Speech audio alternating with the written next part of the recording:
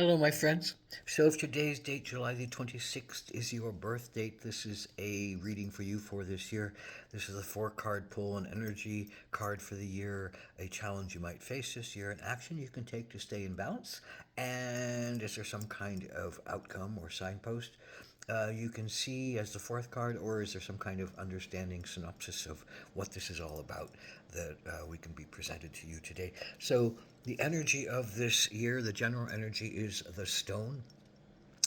And the stone is the anchor, the timelessness of the stones of this earth that we come from.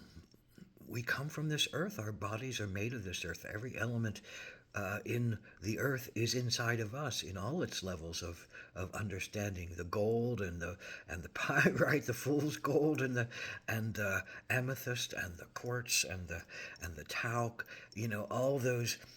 The origins of those stones are all in our body system as reminders that we are eternal presences, that we are our presence, our body will continue to go back to the earth, feed the earth, and grow new things. But the stone parts of ourselves will always return to the stone parts of being. And the stone is slow to change, and the stone is immortal in its nature.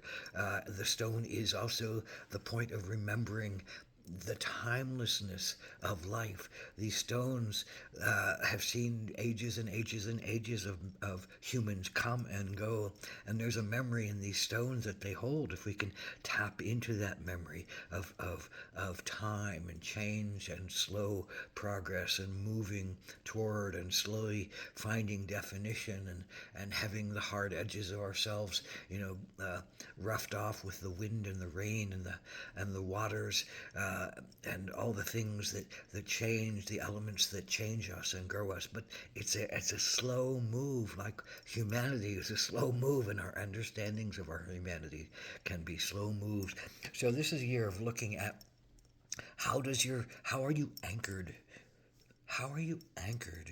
Do you connect yourself with your stones internally? This bag of stones that you carry around, do you carry around a bag that is heavy and burdensome?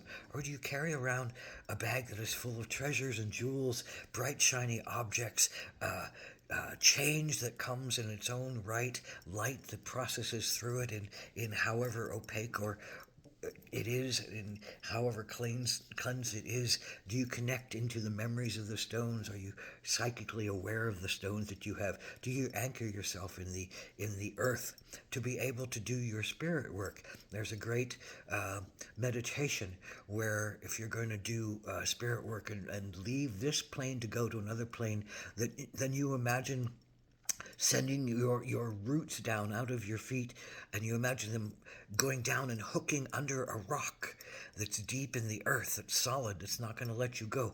And you hook yourself in that rock, and then you bring your presence up into the present time, and then you go travel. And you can always return to yourself. You can always return to your earth. You can always return to the place that you know that you're going to be safe in your body, in your time, in your present mode. So you can then go travel to see what you need to see and feel and experience what you need to feel. So what is your challenge this year? Well, it is exactly that, High Priestess.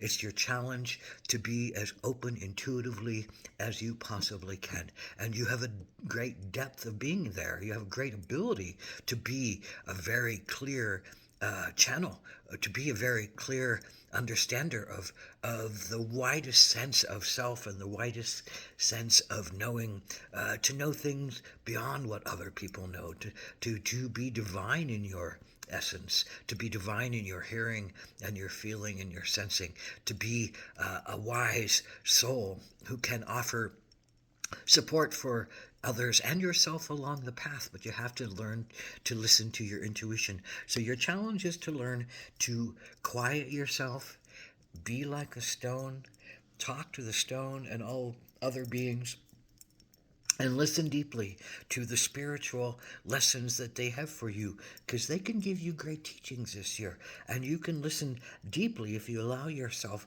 to be rooted with your stones. Get back into nature. Go touch some stones. Go build a rock wall. Go listen to the amethyst. Hold an amethyst in your hand and meditate with this and see what it has to tell you. Pick up a river stone and see what it has to show you. See other lives that it might have to show you about what it's experienced and where it's gone and how it has learned to just keep allowing things to move and change and grow. And that's your challenge, that high priestess intuition place. So what is the action you need to take this year? Well, it's the elk. And the elk is all about stamina, the stamina and the nurturance and the nutrients you take in and the way you take care of your body. For long distance elk travel 2,000 miles, in their migrations, and they travel um, uh, they travel they walk, they travel all the time. They really know how to take care, eat the right things, pace themselves, move along with definition and courage and truth. And they say, watch what you're doing, watch what you're taking in, watch how you're exercising, watch what nutrients you give yourself. The other side of elk is hanging out with people of either like sexual energy, like sexual choice energy, like men hanging out with men and women hanging out with women. Uh, the in to the elks, and the males are only around the females at the time of wanting to give birth and impregnating one, and then they go back to the male herd. The men go back to the male herd, and the females stay with the female herd, and they travel as herds, and they travel with that protection together in their migrations. But they keep interweaving. But in order to understand yourself, your gender self, you have to understand yourself with others of the like mind or like gender. Now, this doesn't have to be about gender. It can be about like-minded people. It can be about like-minded organizations. It can be about like-minded family that you can hang with and talk deeply to and share your deepest concerns and joys with, because you know that they're working on the same kind of things that you are, and there's a communality, and there's an acceptance, and there's a presence that allows you to look at yourself in a deep mirror that you might not see if you're hanging out with people who don't think like you and or aren't the same sex as you or the same inclination as you, whatever that means. So allow yourself, I think, to be open, to be gentle, to be intuitive. Listen to your intuition about who you need to hang out with. Listen to your intuition about where you need to go. Listen to your intuition about how to be the stone and the safety and the connection and the rootedness for your own self. And in listening to that intuition, do you learn how to grow your consciousness? Do you learn how to accept yourself on deep levels and accept all of the beings on a deep level that says, well, we're all doing this together and we all have to join together?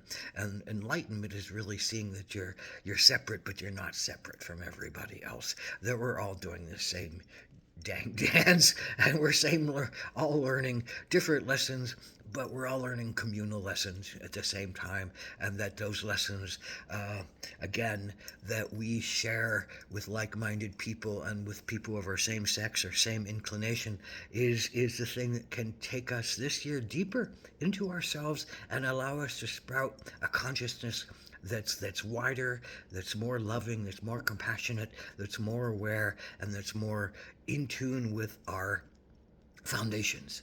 But how do we use that energy? Well, we have to be grounded and rooted in our stone energy, and we have to be connected to this earth and these bodies. We can't forget our body when we're working with our soul and our inspiration, but we can't forget our inspiration and our soul when we're down in our bodies. We have to remember that both are vital and valuable connections to being. So blessed be to the rootedness of yourself that allows yourself to listen deeply to the magic in the stones, that allows yourself to heal your body, that allows yourself to open your minds, and that allows yourself to come to greater compassion and wisdom with yourself and with others. Ahom Atakuyasin.